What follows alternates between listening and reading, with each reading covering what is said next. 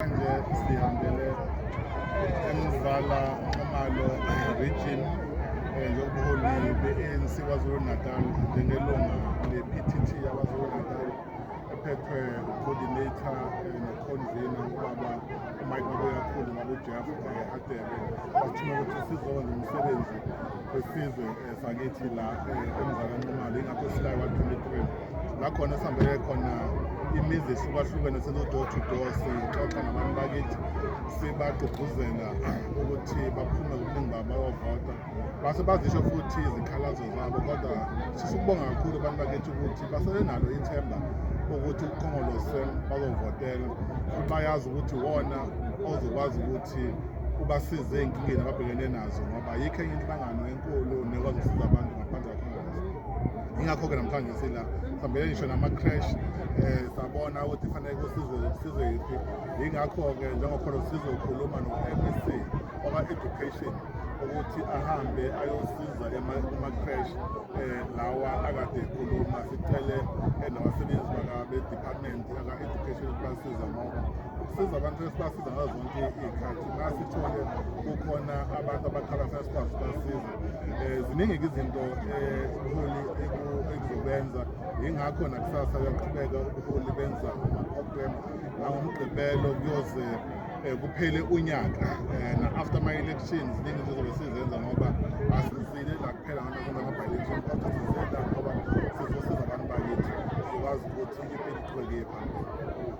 Engakho ubheka mhlonishwa indaba lokuthi ukubambisana between mhlawumbe umnyango wezokuthutha KwaZulu Natal nomnyango mhlawumbe uphethe obeke kuwona njenhlangano kaKhongolose kakhulukazi bekhala nama-bridge bekhala nezinto ezenza abantwana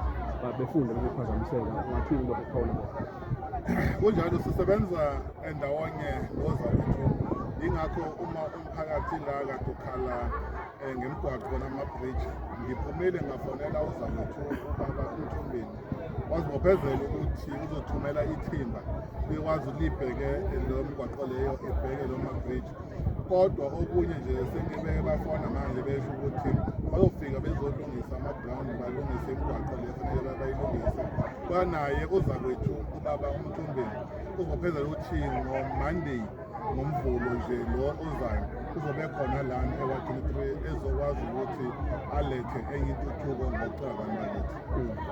Okunye mhlawumbe mhlonishwa esingakubheka ukuthi ngomsebenzi wenu onomthamo cishe nihambele iy'ndaweni ngey'khathi ey'hlukahlukene kugcine kwezinye iy'ndawo ziningi zisele zingafiki la okunye bakhala ngakho ukuthi ezinye zengqalasizinda noma ey'balulekile abakwazi ukuy'thola. Ngibheka kulokho ukuthi-ke uhulumeni mhlawumbe kufuneka kuze kusuke uhulumeni wesifundazwe afike kubantu abantu bengayitholi intuthuko ey'khaleni ey'fana lezo libuka kanjani njengohulumeni wesifundazwe? Ngokahulumeni wesifundazwe noka-national umnyango nje wa-education wonke ama-district anama-office wonke omasipala banama-office so umuntu ofisa ukusizakala ngokwe-department akufanele kuze kusuke umuntu osemarisburg noma osethekwini kodwa intuthuko ithola khona la eduzane kwama-ofisi akhona ngoba into eyenziwa kwi-province ezemarisburg ezethekwini iyafana neyenziwa la eFreyheim iyafana neyenziwa kaNongoma. So yingakho-ke sikwazi uba siyabambisana sikwazi ukuthi nansi into erepothiwe sikwazi sibasize. So ukuthi thina isikhathi asikho eFreyheim asikho kaNongoma asikho eKokstad or asikho eMaritzburg kodwa intuthuko isuke khona yonke KwaZulu Natal intuthuko ikhona yingakho abantu bebonga benconcoza futhi abanye bayazisola ukuthi